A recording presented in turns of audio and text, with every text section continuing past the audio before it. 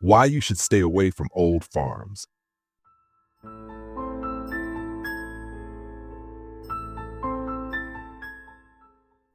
This morning, I stepped on a piece of broken glass. It might not sound like much, but it was the most terrifying thing that's happened to me in the last 10 years. It really was. You just need a bit of context to understand why. When we first moved to the farm, it felt like we'd found our own little paradise. After hours of driving, we reached the stunning road along the fjord. I still remember Ava gasping as we emerged from the tunnel. The farm was perfectly nestled on Norway's west coast, right at the bottom of a fjord. A narrow strip of green land lay between the ocean and the mountains, barely enough space for people to live, and yet somehow they did. The terrain was rough. Most farmers here planted fruit trees or kept wild sheep. The heavy rainfall made growing much else nearly impossible. The rows of old apple trees spoke to something deep inside me, but it was the old barn that sealed the deal. The moment I saw it, I could already envision the final transformation. A blend of old-world charm and modern design, with tarred beams and huge windows framing the view. I imagined people coming here to work or unwind. The landscape was inspiring, and the remoteness made it ideal for retreats. I had a vision. We bought the farm using my severance package. I had just been let go from my job as a hedge fund manager after a brutal burnout. The company cast me aside, so I decided it was time to return to basics, back to nature and back to Norway, where I was born. My wife, a free-spirited writer who longed for a simpler life far from the Upper East Side social circle she grew up in, loved the idea. Our daughter, well, we never really asked her. So we moved to the middle of nowhere, Norway. And for a while, life was good. The first sign that something was off came a few weeks after we settled in. I was mowing the lawn and our 8-year-old daughter was playing somewhere nearby. That was one of the best things about the move. Lisa could finally play outside. A big change from Manhattan, let me tell you. Here, she could roam freely without constant supervision. Or so we thought. "Daddy, Daddy, help!" Her voice was barely audible over the hum of the lawnmower. I dropped everything, heart pounding, and ran toward the sound. "Daddy, Daddy, help!" I looked around, panicked.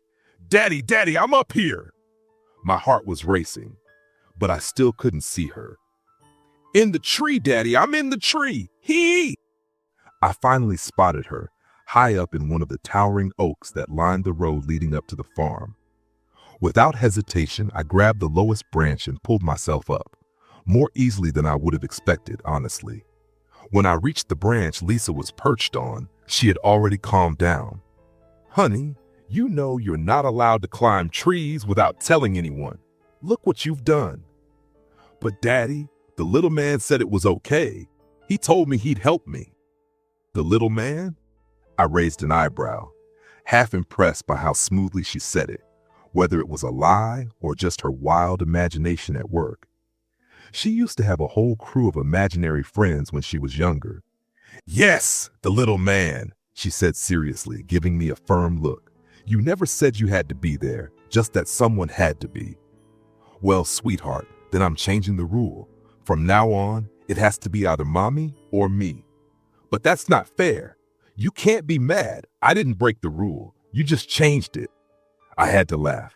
Even up in a tree, scared and clinging to a branch, she was thinking like a little lawyer. "No, you're right, sweetie. I'm not mad. Now, carefully lower yourself to the next branch, and we'll get you down." That was the first time we heard about the little man. It definitely wasn't the last. Every time Lisa got into trouble after that, she'd blame him. Apparently, he was quite the troublemaker. At first, we thought it was cute, harmless, and a bit quirky, but the novelty wore off quickly. Lisa kept testing boundaries, pushing rules, and pulling small pranks. It was frustrating, but more than that, we started to worry.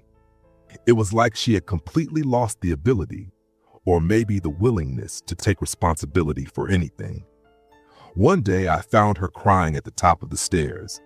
My toolbox was at the bottom, scattered across the floor. She tried to drag it up the stairs, but ended up dropping it on her foot.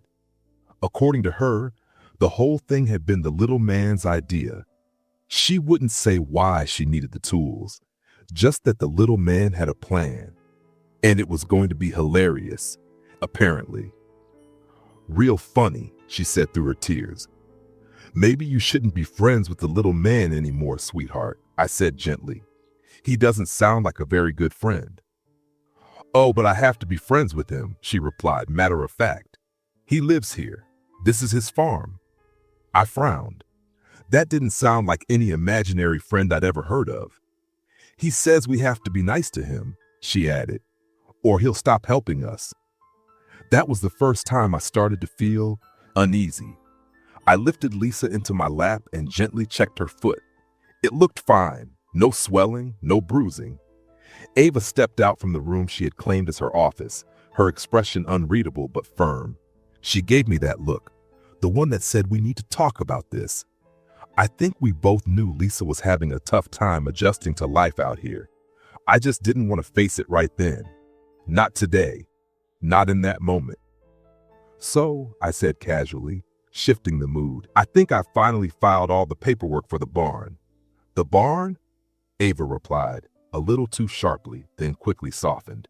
Right, the barn. That should be pretty straightforward, shouldn't it? What about the barn? Lisa asked, picking up on the change in tone. Daddy wants to rebuild it, I said, forcing some enthusiasm into my voice. We're going to put in rooms, turn it into a sort of hotel.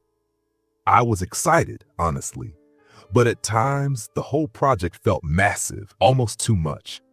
The barn as it stood looked like a haunted house from an old movie, leaning to one side, weather-beaten boards gapped and splintered, broken windows, slanted floors. Inside it was full of ancient farming tools and, without a doubt, rats. Ava had long been advocating we just tear it down and start fresh, but I couldn't. I had a vision. No, Lisa suddenly cried. Daddy, no, you can't do that. Why not, sweetie? That's where the little man lives, she said urgently. She'd been spending a lot of time in there lately. Maybe she claimed it as her secret hideout. You can't. He's gonna be really mad. Honey, the little man can still live there, I said, trying the path of least resistance. We'll give him one of the new rooms. No, Daddy. He likes it the way it is. He likes it just like it is now, just like it was. I'm sorry, kiddo, but the renovation is happening, I said gently but firmly. Then I turned back to Ava. It's actually kind of a pain. Turns out converting it into a B&B means I need a whole different type of permit. It's confusing, but I think I've got it figured out. That hideous barn, she muttered. I still think you should just demolish it and start over. I know you do, I replied, but I really want to preserve as much of it as possible. It has that beautiful, rustic feel, don't you think? Honestly, I wasn't even sure the B&B was a great idea from a business standpoint, but the money was there, and I needed something to throw myself into, something that made me feel like I still had a purpose, like I mattered. It helped distract me from the fact that Ava was now making far more money than I was. And yes, I should have been proud of her. I am proud of her, but still, I needed my own thing, my vanity project, something to hold on to that made me feel like I hadn't completely failed. I'm sure you'll do a great job, Ava replied, barely disguising her lack of interest. That familiar heat of resentment started to simmer in my chest. She couldn't even pretend to care. For 5 minutes? I turned to stare out the window, letting my eyes drift across the lawn. That's when I saw it, what looked like a garden gnome smack in the middle of the grass. Since when was Ava into garden gnomes? I'd always found them a little unsettling. But I'd been married long enough to know when to let things slide. This was not the hill I was going to die on. That night, after we put Lisa to bed, Ava brought up the subject we'd both been avoiding, Lisa and her behavior. We agreed she probably needed to see a therapist, but just figuring out how to make that happen felt overwhelming. The closest therapist was hours away, and maybe it wasn't so bad, we told ourselves. She just needed more time to adjust. Give it another few weeks. Still, I remember the guilt, deep and sharp. We had dragged our little girl out here, isolated her, and now we weren't even helping her when she clearly needed it. Of course, back then, I had no idea that therapy wouldn't have made a difference. The next morning, I was jolted awake by Ava shouting, "Honey, the kitchen light isn't working." I stretched, still half asleep, debating whether I really needed to get up. I didn't want to. There was nothing pressing, just more waiting around for the local government to move on the permits. "Honey, can you come take a look, please?" With a sigh, I rolled out of bed and shuffled to the kitchen. I leaned against the door frame and lazily flicked the light switch a few times. Nothing. I yawned, scratching my head. "That bulb's brand new," Ava said. "Supposed to last for years, energy saving and all that." "I know, maybe it's a wiring issue," she added, watching me hopefully. "If it's not the bulb, I don't know what to tell you," I said. "I'm no electrician, but wiring doesn't just go bad overnight." I walked over to the light fixture above the kitchen table. Reaching up, I took hold of the shade and carefully unscrewed the bulb. It came out with no resistance, almost too easily. I frowned and screwed it back in. The light came on instantly. "Oh, thank you," Ava said with a grin. "Yeah, but it was loose," I muttered. "That's weird, right? It's the little man. He doesn't want you to ruin the barn." The voice came from behind me, soft and matter-of-fact. I jumped. Lisa stood in the doorway. I hadn't even heard her come in. Why couldn't she have picked a less creepy imaginary friend? "Honey," Ava said, crouching down to her level, "we've talked about this. There is no little man, and the barn isn't your playhouse. It's Daddy's project." "He is real," Lisa insisted, her voice rising in pitch. "He lives in the barn, and he doesn't want you to change anything." My eyes met Ava's across the room. She raised one eyebrow slightly. This was starting to feel like more than just a phase. "Martin," Ava's shrill scream jolted me awake the next morning. With a wife like that, who needed an alarm clock? "Lisa, did you break this glass?" she shouted. "God damn it, I stepped right on it. Martin, come help me." Groggy, I rolled out of bed and shuffled toward the kitchen, rubbing the sleep from my eyes. "I'm coming," I mumbled. "Lisa, it's okay, but you have to tell me if something like this happens. It's dangerous, you know that." "But I didn't do it," Lisa cried. "Lisa, come on. I didn't break it. Your father was still asleep. Who else could it be?" Ava's voice was rising. "It wasn't me. It was probably the little man. He's mad at you. You shouldn't have said those things about the barn." A shiver ran down my spine. I've always found imaginary friends unsettling, and the idea of this little man Lisa kept talking about, this invisible companion breaking glass and throwing tantrums, was starting to feel less like a harmless game and more like something darker. "Lisa, you need to start taking responsibility for your actions," Ava said, her tone softening. "What happened?" I asked as I stepped into the kitchen. Ava was seated on a chair, her left foot resting on her right knee as she carefully examined the sole. There wasn't much blood, but I could just make out a sliver of glass embedded in her skin. "I stepped on this. Can you help me get it out? Does it need stitches? Is it deep?" I asked, squinting. "You know they say not to pull it out, right?" "Don't patronize me," she snapped, clearly in pain. "Just look at it. What do you think?" I bent down, studying the wound like I had any idea what I was doing. Honestly, I didn't. Still, the shard looked deeper than it should have. "I think we should see a doctor. It might be bigger than it looks." "The nearest one's hours away." "What about Lisa?" I cursed under my breath. "We'll take her with us." I turned to our daughter. "What do you say, kiddo? You up for a little road trip?" And that's how we ended up spending our Sunday on a surprise family outing to the emergency room. The doctor said it was a good thing we came. The shard was larger than it appeared, and pulling it out ourselves could have easily damaged a nerve. He also noted something strange.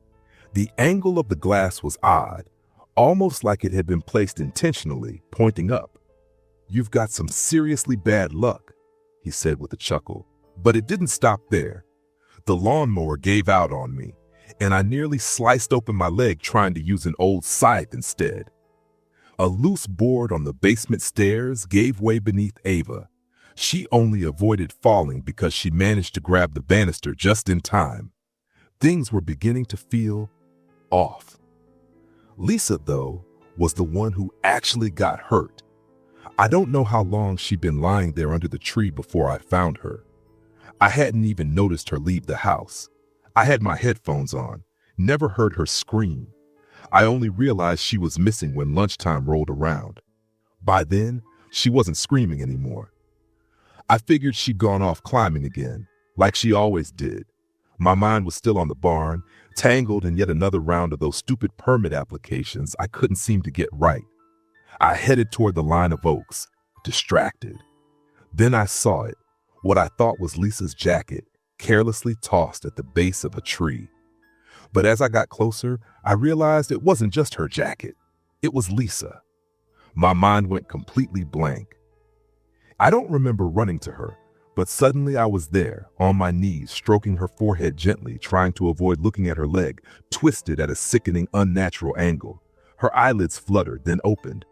"Daddy, I was so scared, Daddy." Fear gave way to rage, hot, consuming rage. I was furious, mostly at myself for not paying better attention, at Ava for being gone at a meeting with her editor, at both of us for being so wrapped up in our own lives while our daughter was alone, hurt. But Lisa was the one right in front of me. "You don't climb trees alone, God damn it," I snapped. She looked up at me with wide, terrified eyes. "It was the little man," she whispered. "He said it was fine. He said you wouldn't mind." "There is no little man," I shouted, already fumbling for my phone. I was calling for an ambulance. Now. The line rang. "He is real," she said softly. 911, what's your emergency?" "My daughter's leg is broken. Multiple breaks, I think. We need an ambulance right now." "Can you tell us your location, sir?" I gave it to them fast, trying to keep my voice steady. "He's real, Daddy. He's right there." Lisa pointed. I followed her finger. She was pointing at that damn garden gnome again. I swear to God, it looked happier than before. I made a mental note to destroy that thing the first chance I got. Lisa tried to speak again, but her words came out slurred, confused. She was losing consciousness. The gnome vanished from my mind as I focused entirely on her, shouting into the phone for help. After that, everything was a blur. Lisa was in surgery when Ava arrived. I must have called her, but I couldn't remember doing it. "She'll be okay," I told her, repeating what the doctor had told me, but I wasn't sure I believed it. "And can we please get rid of that fucking garden gnome?" I added. "Lisa thinks it's her friend." "Of course," Ava said quickly. "It's your stupid gnome anyway. I always thought it was creepy." "What? No," I said. "It's not mine." "Martin, if this is some kind of joke, it's not funny." "I'm not joking. Ava, seriously, don't mess around about this." "Well, it's not my gnome," she said, looking annoyed. "I hate those things." I stared at her. "I would never touch it. I would never buy something like that." Her face changed. "Wait, what?" "I'm telling you, I didn't bring that thing into our house." We both went quiet. The silence sat heavy. "You know what?" Ava finally said, trying to sound confident. "It's probably Lisa. She must have found it in the barn." I nodded, but the explanation didn't sit right. It should have, but it didn't. I've always thought of myself as a rational man. But there in that cold hospital waiting room, nerves frayed, our daughter in surgery, I started to wonder. Wonder if something else was happening, something we couldn't explain, something unnatural. I'll stop here for now. This got longer than I expected and harder to write than I thought. Thinking about Lisa, Ava, the farm, it still messes with me. I'm not supposed to be drinking, not with the meds, but tonight I think I'll make an exception. I need it. I'll post the rest tomorrow. I know I need to finish telling this story, for my own sake. We brought our little girl back to the farm, her leg wrapped in a bulky cast and strict instructions to take it easy, and we made sure she did. Weeks passed without incident, and we slowly let our guard down. Lisa stopped talking about the little man. Her leg healed faster than anyone expected. The doctor even joked it must be the clean country air working its magic. Life started to feel normal again. Good even. The only lingering oddity was that damn garden gnome. I couldn't find it anywhere. I looked. I searched the yard, the barn, the attic, nothing. After a while, I started to wonder if I'd imagined the whole thing. Now, I know what you're thinking. You saw what I saw, right? I spelled it out clear as day just a few paragraphs ago. And now here I am, sounding like one of those morons from horror movies or NPCs in video games who get stabbed in the back and chalk it up to a bad dream. But come on, put yourself in my shoes. Would you really believe that a malevolent little garden gnome was whispering to your kid and luring her up trees? Or would you convince yourself it was just a string of bad luck and try to move on? Yeah, that's what I thought. But then Christmas Eve rolled around and things started happening again. First, the power went out. I went to check the fuse box in the basement and nearly broke my neck tripping on a loose stair step. One more inch and I would have fallen hard. Christmas Day, the water pipe burst. A few days later, the heater gave out entirely. And then came New Year's Eve. I'd bought fireworks, a little something to mark the end of a weird year. But they malfunctioned, exploded right there in the yard. If I hadn't been following every safety rule in the book, they could have taken off my hand. Or worse. Then came New Year's Day, and things escalated. Ava and I were in the kitchen. Lisa was upstairs, playing quietly. It was Ava who noticed it first. "Do you smell that?" she asked. "Smell what?" She sniffed again. "Smoke. It smells like smoke." I inhaled deeply. "I don't smell. Wait. Maybe you're right." A crease formed between her brows. "Can you go check?" Right then, the smoke detector screamed to life, its alarm blaring through the house. I moved fast, crossing the kitchen in 2 long strides and pushing open the door to the living room. For a split second, I stared in confusion. Why did the Christmas tree look orange? And then I realized it was on fire. I spun around, grabbed the fire extinguisher we kept in the kitchen, and rushed back. A thick cloud of white dust filled the room as I doused the flames, killing the fire. When the smoke cleared, the whole scene had an eerie sort of holiday cheer, like snow had fallen indoors. "Snow!" Lisa squealed behind me. I turned to see her bounding into the living room, kicking up puffs of extinguisher dust like a child playing in fresh powder. She looked so happy. It was kind of adorable, honestly. I leaned back against the doorframe, breath catching up with me, just as Ava stepped up beside me. "What the fuck is going on here?" Ava whispered. Ava never swore. I turned to look at her. She was pale. "I guess maybe the Christmas light short-circuited or something," I said, trying to sound casual, though my eyes stayed on our daughter, Lisa, smiling, twirling in the white dust like it was fresh snow. "Really?"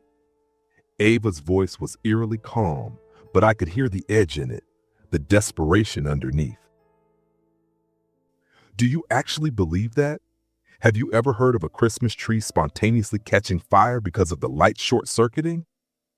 Before I could answer, Lisa stopped playing and turned toward us, her expression suddenly serious, almost sad. "It's the little man," she said softly. "He's mad because you didn't give him any food for Christmas. Real mad." I looked at Ava. Her wide eyes locked with mine, then flicked back to Lisa. "Oh," was all I managed. "Hey, Lisa, sweetie, what's that in your hand?" Ava asked. Only then did I notice. Our daughter was clutching something tightly in one small fist. She slowly raised her arm and opened her fingers. In her palm sat an old-fashioned lighter. "The little man gave it to me," she said, beaming. My stomach dropped. The whole scene was surreal. Our daughter covered in fire extinguisher dust, standing before a charred tree and blackened walls, holding a lighter like it was a toy. "Lisa, did you play with that in here?" I asked carefully. No, she replied, frowning. The little man did. He lit the tree on fire. Lisa, did you do this? No, it was him, she snapped, her brows furrowing. He doesn't like you. A chill passed through me. Lisa, Ava said, somehow still calm, you're not allowed to play with the little man anymore, and you need to give me that lighter. But he gave it to me, Lisa protested, on the verge of tears. I know, sweetie, Ava said, holding out her hand, but it's not safe. You have to give it to me. Lisa sulked, stomped her feet, but finally handed over the lighter and trudged off toward her room. Now run along to bed, Ava added gently. As soon as Lisa's back was turned, Ava looked at me, eyes wide, voice low. What the hell is going on? I don't know, I said. It was the only thing I could say. I don't know. Something's not right. Something really wrong is happening, and we're getting that child into therapy. I just nodded. The very next morning, Ava called a therapist. Apparently, a little girl blaming arson on her imaginary friend is enough to fast-track an appointment. They were scheduled for the next day. Ava and Lisa left early. I didn't even wake up to say goodbye. I only woke up when the phone rang. The call that shattered everything. The one that told me Ava had been in an accident, slid on ice, smashed into a rock wall. Now both she and Lisa were in critical condition. I'm still not sure how I made it to the hospital that day. It was a 5-hour drive, but I have no memory of it. I remember grabbing my keys. I remember seeing the tire tracks on the road, the wreckage. Just 10 minutes from our home, a police car, a tow truck. Ava's car was totaled, but there was no ice, and then I was at the hospital, waiting. Eventually they told me Ava was going to be okay. She'd recover, she'd walk again, she'd live. But Lisa hadn't made it. My little girl, my baby, had died on the operating table. I remember grabbing a chair and hurling it at the wall. It splintered on impact. Then I just collapsed onto the floor and cried. Ava woke up a week later. She had no memory of the accident. None. And I had to tell her. I had to be the one to look her in the eyes and say that she killed our daughter. I wish I could say I found a softer way to say it, but I didn't. I wasn't even sure I was angry. Not exactly. It wasn't rage. It wasn't hate. It was something deeper.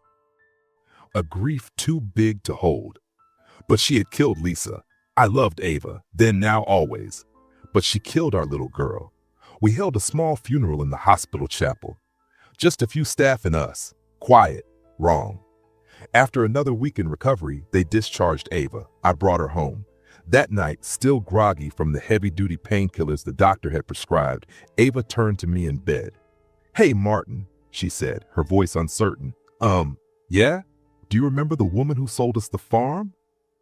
I frowned, caught off guard. Of course I remembered her. She was the niece of the old farmer who'd passed. Striking woman, golden tan, shiny blonde hair, curves that could stop traffic. Not that I was about to mention any of that now.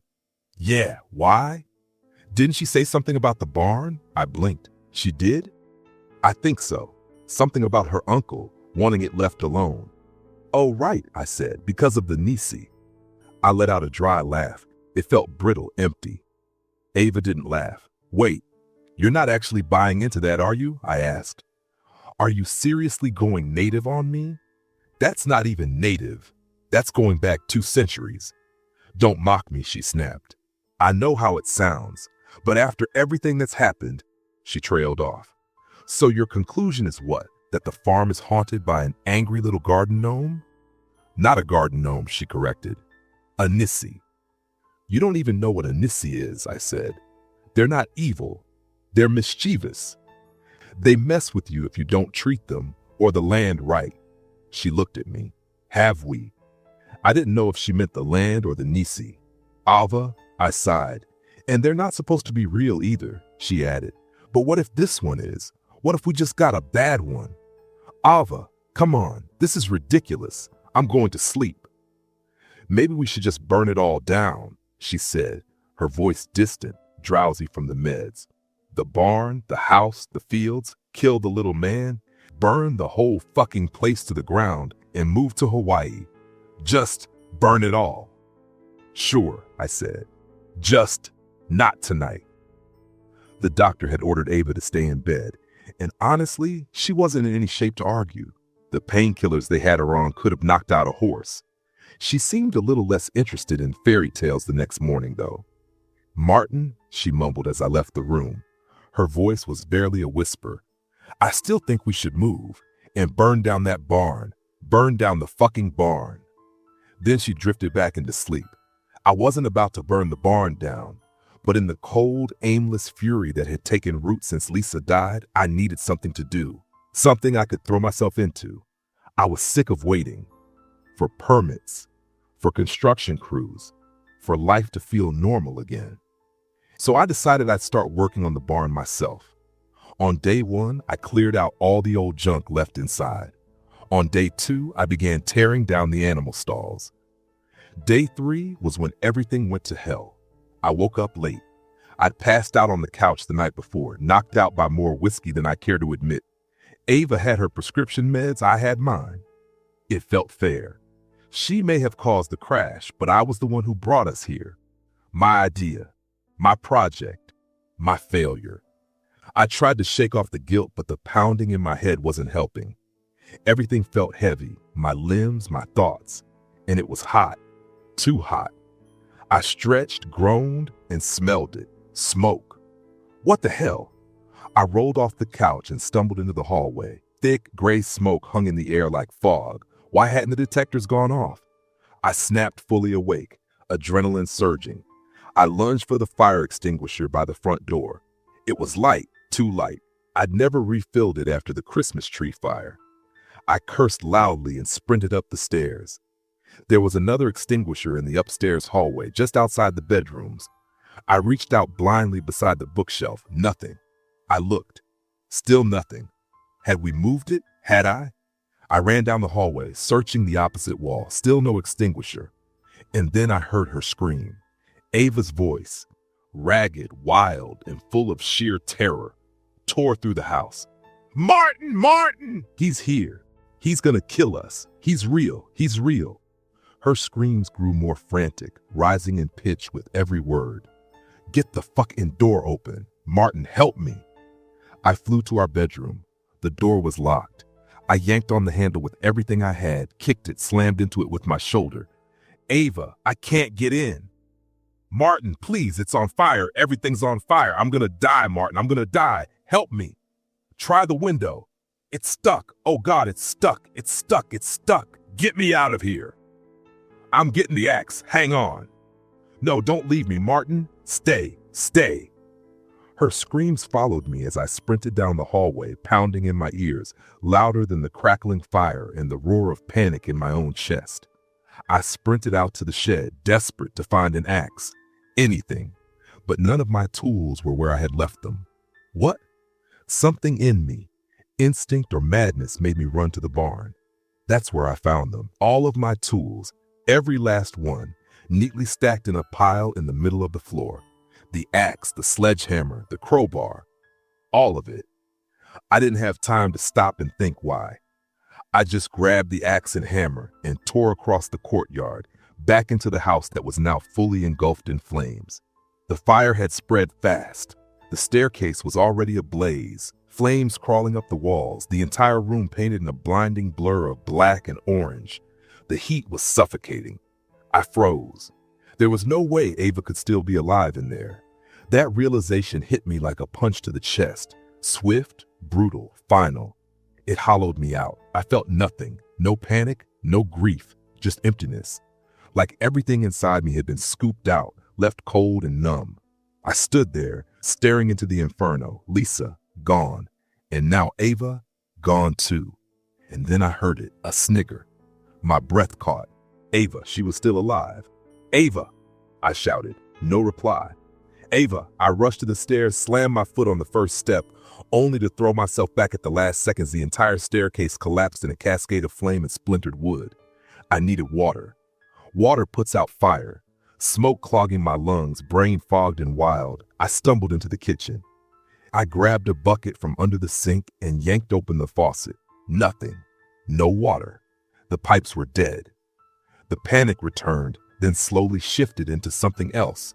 helplessness, acceptance. There was no saving Ava, no saving the house. A bucket of water wasn't going to do a damn thing. All I could do was save what was left of me.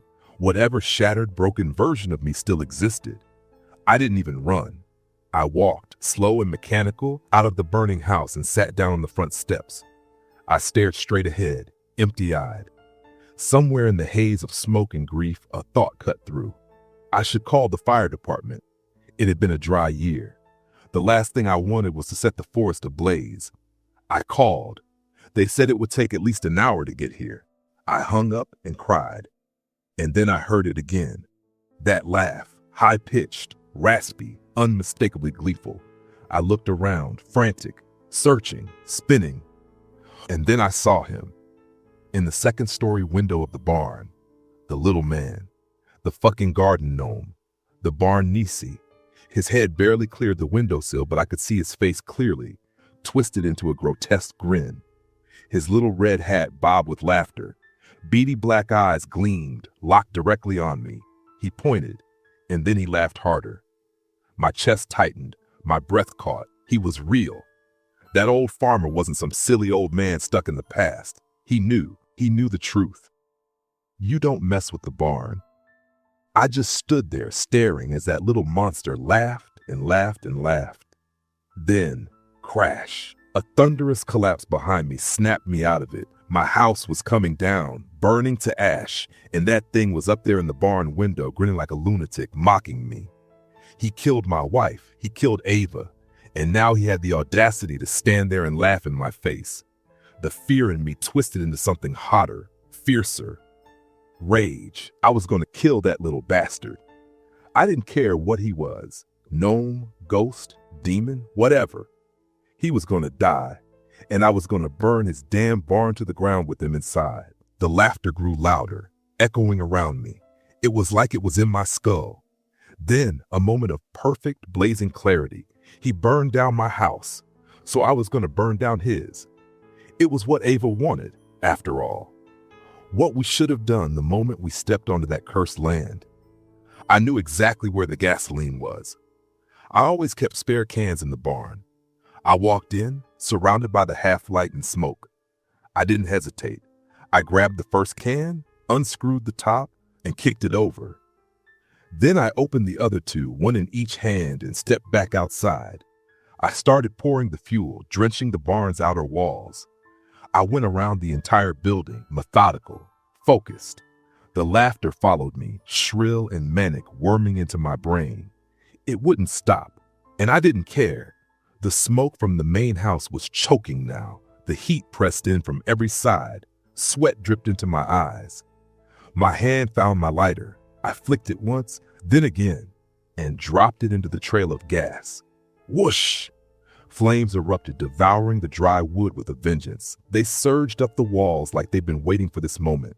The laughter finally stopped. Then came the scream. Not human, not animal. A raw, guttural howl of pain, pure agony and fury. It pierced the roar of the fire. It rattled my bones. A cry of death, of loss, of rage. I smiled. He destroyed my home trying to protect his. Now I destroyed his. Eye for an eye. The old way. The screams got higher. Desperate. Terrified. The sound of something burning alive. And I just stood there, gas can in hand, grinning. That's where the fire crew found me. Still smiling. Still holding the can. I don't remember what I said to them. Maybe I tried to explain. Maybe I didn't. Wouldn't have mattered either way. There I was, standing with the proverbial smoking gun. The cops came next. They charged me with arson and murder in the first degree. I tried to tell them the truth. Tried to tell the psychiatrist too when they carted me off. Told them everything. About the barn, the Nisi, the gnome, the laugh. They didn't believe a word. Just like nobody believed Lisa. She blamed the little man too. And just like Lisa, they said I was the crazy one. After years of therapy and heavy medication, I broke. The truth finally caught up with me. I had been drunk. I had been furious, caught in a psychotic rage, blinded by the belief that Ava had killed our daughter. And in that state, I set the room on fire. I locked the door. I threw away the key. I never recovered the memory, never saw myself do it. But that's what they said happened. That's what must have happened. Because it wasn't the Nisi who burned down our home. The Nisi doesn't exist. Imaginary enemies, just like imaginary friends, don't light fires. When I finally accepted it, what I had done, I completely unraveled. I cried for hours, days. I screamed until my voice gave out. I tore out my hair. I smashed everything I could get my hands on. I tried to kill myself more times than I can count. But it's hard to do that when you're locked inside the psych ward. Eventually, I reached acceptance. It wasn't peace. It never is. But I knew I had to live with what I had done. And with the help of therapy and more pills than I thought a body could hold, I became stable enough to be released. I moved into my parents' old apartment in Oslo. They'd been dead for years and the flat had sat empty. I settled in, started building a small, numb version of a life. Still medicated, of course. I got a job at the local grocery store. Quiet, routine. I spent most of my time at home, watching TV or lurking in online forums. A ghost of a man trying to feel real again. And for the first time just recently, I started to think, maybe one day I could live again. But then, 2 days ago, I burned my toast. Ordinarily, it wouldn't matter, but the smoke detector didn't go off. I checked it. The batteries weren't dead, just loose, barely connected, like someone had nudged them out of place. And that's when an old Norwegian nursery rhyme bubbled up from somewhere deep in the fog of my drug-addled mind. Om mannen ville fra nissen flytte, men reisen ble ham til ingen nytte, for høyt på vognlasset satt nissen og lo. Jeg tror vi flytter i dag, vi to. Jeg tror vi flytter i dag, vi to. And the man wanted to move away from the Nissa, but the journey was of no use to him. For high on the wagon, the Nissa sat laughing. I think we're moving today. Us too, I think we're moving today. Us too. So now maybe you understand why stepping on that piece of broken glass was the most terrifying thing that's happened to me in a very long time. Because I didn't break it. My wife is dead. My daughter is dead. And you know who that leaves?